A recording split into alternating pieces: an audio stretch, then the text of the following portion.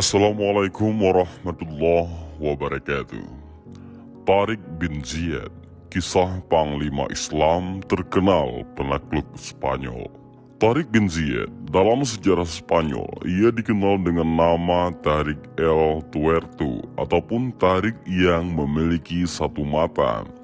Namun dunia mengenal dirinya sebagai salah satu panglima Islam yang berperan besar dalam penaklukan Spanyol dan menyebarkan panji-panji Islam di tanah Spanyol. Nama lengkap penakluk Spanyol ini adalah Tariq bin Ziyad bin Abdullah bin Walgha bin Walfajun bin Niberghasin bin Walhas bin Yatufat bin Nafazu. Ia adalah putra suku Asyadaf, yakni penduduk asli daerah Al-Atlas, Afrika Utara. Tariq lahir sekitar tahun 50 Hijriah. Asal-usul Tariq tidak diketahui secara pasti. Menurut sejarawan Syauqi Abu Khalil dan dikutip oleh Alwi Alatas, ada yang menyebutnya sebagai keturunan dari Bani Hamdan dari Persia, ataupun dari suku Laham. Ada juga yang menyebutkan Tariq berasal dari bangsa Vandals, namun banyak sejarawan yang menganggap dia adalah keturunan dari bangsa Berber. Menurut Alwi Alatas, Tariq berasal dari keluarga muslim dan sejak kecil telah dididik secara Islam oleh ayahnya pada masa kekuasaan Uqbah bin Nafi di Ifriqiya. Ia ahli menunggang kuda, menggunakan senjata dan ilmu bela diri. Setelah Rasulullah SAW wafat, Islam menyebar dalam spektrum yang luas. 3 benua lama yaitu Asia, Afrika dan Eropa pernah merasakan rahmat dan keadilan dalam naungan pemerintahan Islam. Tidak terkecuali Spanyol ataupun Andalusia. Ini negeri di daratan Eropa yang pertama kali masuk dalam pelukan Islam di zaman pemerintahan Khalifah Bani Umayyah. Sebelumnya, sejak tahun 597 Masehi, Spanyol dikuasai bangsa Gotik, Jerman. Raja Roderick yang berkuasa saat itu, ia berkuasa dengan zalim. Ia membagi masyarakat Spanyol ke dalam 5 kelas sosial. Kelas pertama adalah keluarga raja, bangsawan, orang-orang kaya, tuan tanah, dan para penguasa wilayah. Kelas kedua diduduki para pendeta. Kelas ketiga diisi para pegawai negara seperti pengawal, penjaga istana, dan pegawai kantor pemerintahan. Mereka hidup pas-pasan dan diperalat penguasa sebagai alat memeras rakyat. Kelas keempat adalah para petani, pedagang, dan kelompok masyarakat yang hidup cukup lainnya. Mereka dibebani pajak dan pungutan yang tinggi. Dan kelas kelima adalah para buruh tani, serdadu rendahan, pelayan, dan budak. Mereka paling menderita hidupnya. Akibat klasifikasi sosial itu, rakyat Spanyol tidak kerasan. Sebahagian besar mereka hijrah ke Afrika Utara. Di sini di bawah pemerintahan Islam yang dipimpin Musa bin Nusyair, mereka merasakan keadilan, kesamaan hak, keamanan, dan nikmati kemakmuran.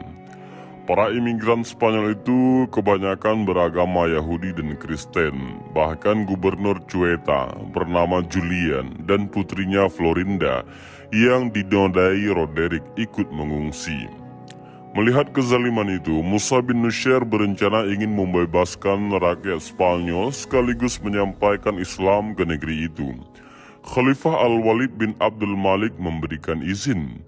Musa segera mengirim Abu Zar'ah dengan 400 pasukan pejalan kaki dan 100 orang pasukan berkuda menyeberangi selat antara Afrika Utara dan daratan Eropa. Legenda penaklukan Tariq bin Ziyad. Setidaknya ada 2 legenda tentang kedatangan Tariq bin Ziyad ke Al-Andalus. Legenda itu sebagai berikut. Yang pertama, legenda wanita tua. Saat Tariq baru membebaskan kota Algeciras, ada seorang wanita tua yang meminta untuk bertemu Tariq. Setelah diizinkan oleh Tariq, wanita tua ini menuturkan kisahnya bahwa ia dulu memiliki seorang suami. Suaminya selalu mengatakan bahwa suatu hari nanti negeri ini akan ditaklukkan oleh seorang jenderal asing.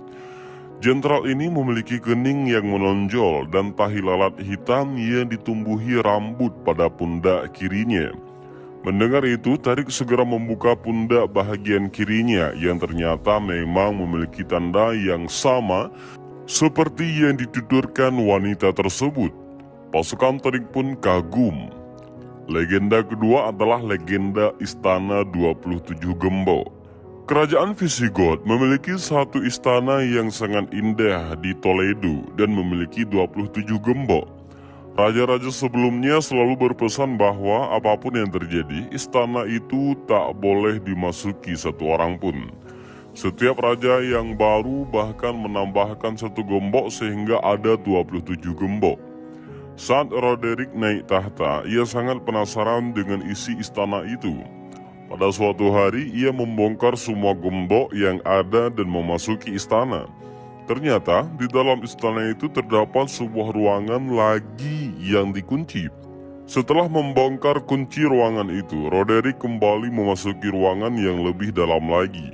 Ternyata di dalam ruangan itu ada sebuah perkamen yang berisi lukisan orang-orang yang sedang menunggang kuda.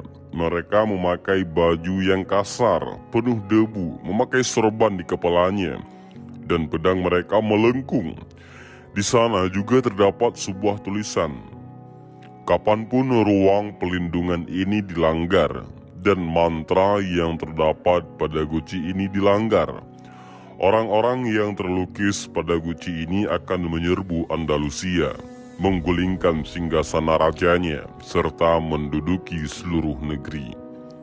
Roderick ketakutan setelah membaca itu dan meyakini bahwa bencana akan menimpa dirinya. Ramadan 91 Hijriyah atau 2 April 710 Masehi, Abu Zar'ah meninggalkan Afrika Utara menggunakan 8 kapal di mana 4 buah adalah pemberian Gubernur Julian. Tanggal 25 Ramadan 91 Hijriyah atau 23 April 710 Hijriyah, di malam hari pasukan ini mendarat di sebuah pulau kecil dekat kota Tarifi yang menjadi sasaran serangan pertama. Di petang harinya, pasukan ini berhasil menaklukkan